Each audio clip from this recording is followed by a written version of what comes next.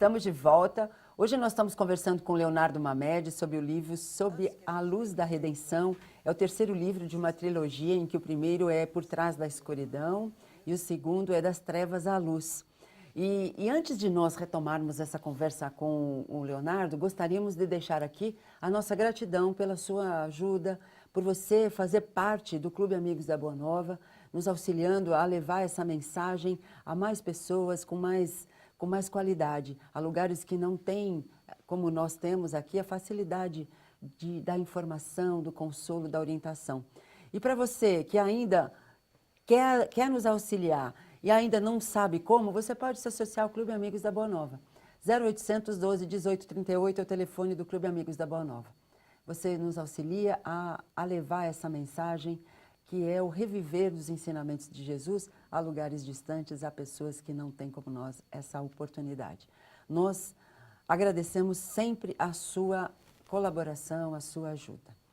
Bom, Leonardo, nós estamos falando aqui dessa trilogia que é extraordinária. É realmente um livro interessante de ler, porque traz a experiência de um espírito ou de vários espíritos, né? Aqueles que sucumbiram, aqueles que não sucumbiram, né? Aqueles amigos espirituais que não desistiram e que estão sempre conosco. Então, são ensinamentos importantes, além de, muitas vezes, ele colocar ensinamentos até preparando a história que ele vai contar para nós, né? É verdade. O Espírito Mateus, ele foi bem cuidadoso em narrar a história dele, principalmente pelo que eu percebi, principalmente de colocar bastante ensinamentos em toda a parte que é possível da história. Não apenas na história dele, mas como poder associar aquilo com o ensinamento. Isso.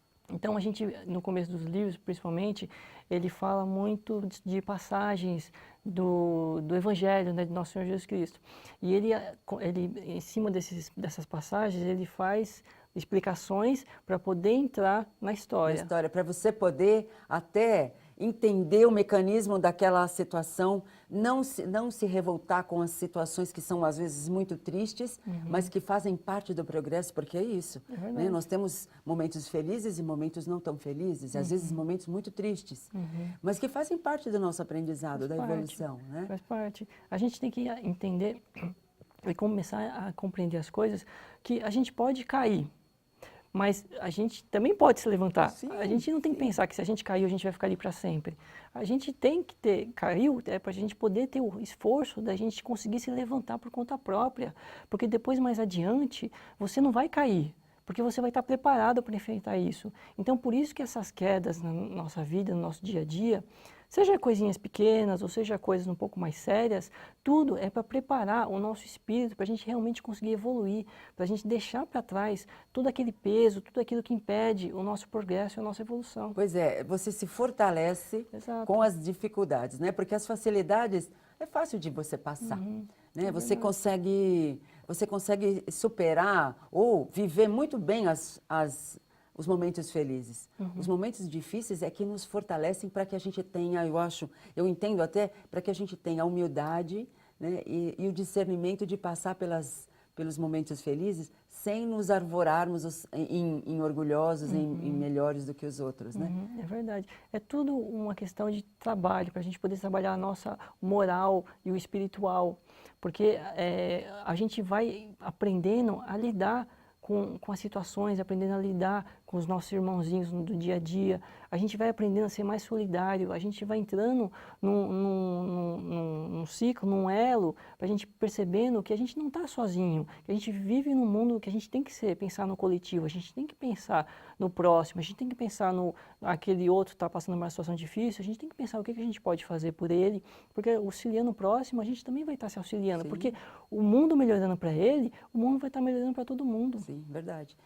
Bom, no segundo livro, como a gente disse, ele foi um pouquinho mais, né, do mal. Isso. Mas ele já no final do livro, ele já começa a mudar, já a se verdade. conscientizar da importância de ser melhor, de mudar aquilo, de corrigir os equívocos cometidos, né? A gente nem fala os erros, mas os equívocos, só para abrandar um pouco, para também não não condená-lo, né? Pois é, ele estava naquele momento envolto na escuridão, Isso. mas seja ele ou seja qualquer um, a pessoa não é eternamente um espírito ruim, uma pessoa ruim. Ela está passando por aquele momento e ela precisa de auxílio, precisa de apoio para conseguir sair daquela situação. E nesse segundo livro, o Mateus, no início, ele está envolto em escuridão ainda, desencarnado, mas ele consegue se arrepender, ele tem um momento dele de passar por aquele arrependimento, purgação, e enfim ele consegue sair daquela sintonia que ele estava com os espíritos perdidos ali, e consegue entrar numa sintonia dos espíritos bons, que querem realmente,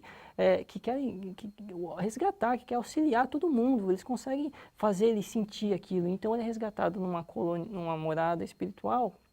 E lá ele tem a oportunidade de aprender. E conforme ele vai aprendendo, ele sente que ele precisa caminhar nesse sentido. Ele precisa que corrigir, precisa né? corrigir muitas coisas.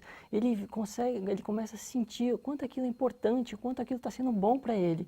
E ele percebe, esse é o caminho que eu quero seguir. Pois é, e é o seguinte, e a gente só corrige através da reencarnação. É verdade. Não tem como reclamar, não é verdade? Não tem como reclamar das situações pelas quais nós passamos, porque são escolhas que nós já fizemos. É verdade.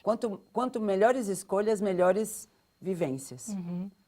Então, o que eu estou vivendo hoje é o reflexo do que eu já fiz lá. Sim. Ou no passado de uma outra existência, ou nessa mesma que nós estamos vivendo. Tudo é consequência das nossas escolhas, né? Tudo é Se eu consequência. escolho para o vermelho, não dá para usar o azul. É verdade.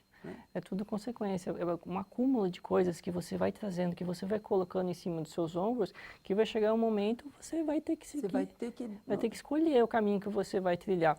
E se você tiver sempre ido para o caminho ruim, aquilo vai bater na sua porta e vai chegar um momento que, se você estiver naquela sintonia ruim, você infelizmente vai seguir por um caminho ruim até você encontrar condições de realmente deixar aquilo para trás e encontrar luz. Pois é, e o Sob a Luz da Redenção nos traz a programação reencarnatória de Verdade. Mateus novamente. Mais uma existência em que ele vai corrigir as pendências que débitos ficaram ele lá ficou. atrás. É verdade. E que é interessante. Eu já comecei a sofrer um pouquinho no começo do livro, porque eu falei, ai meu Deus do céu, torcendo. Na verdade, o sofrimento era de torcida para que a situação começasse a dar certo, né?